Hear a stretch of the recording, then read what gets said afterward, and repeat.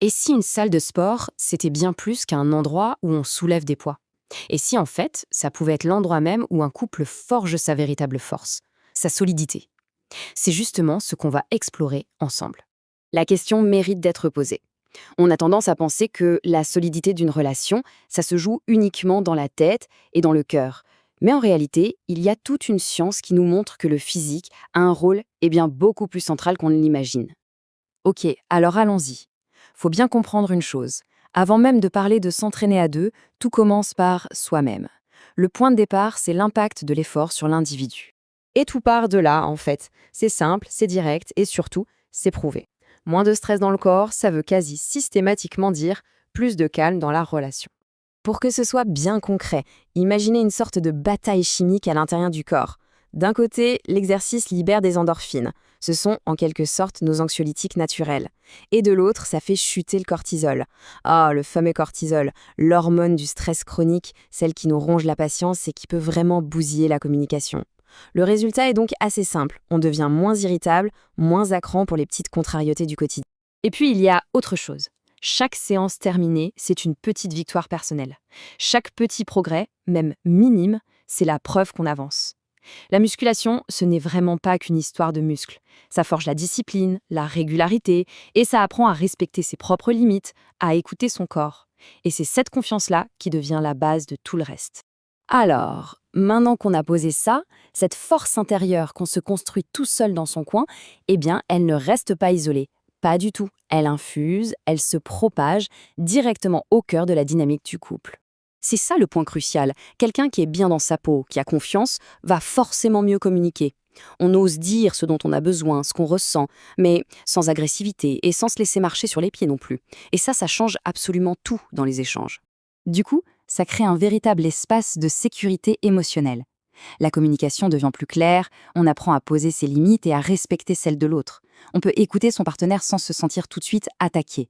Et le plus important, c'est que ça ouvre la porte à la vulnérabilité. On peut enfin être soi-même, sans avoir peur d'être jugé. C'est là que la vraie connexion se crée. Bon, jusqu'ici, on a parlé de l'individu. Mais alors, qu'est-ce qui se passe quand on décide de partager cet effort à deux? Ah, là, on passe à un autre niveau. Les bénéfices deviennent encore plus puissants et même mesurables. Ah, les conflits, c'est souvent le nerf de la guerre dans un couple, pas vrai? Alors, quel pourrait bien être le secret pour mieux les gérer? La réponse, vous allez voir, est assez inattendue. 70%. Oui, 70%. C'est un chiffre énorme.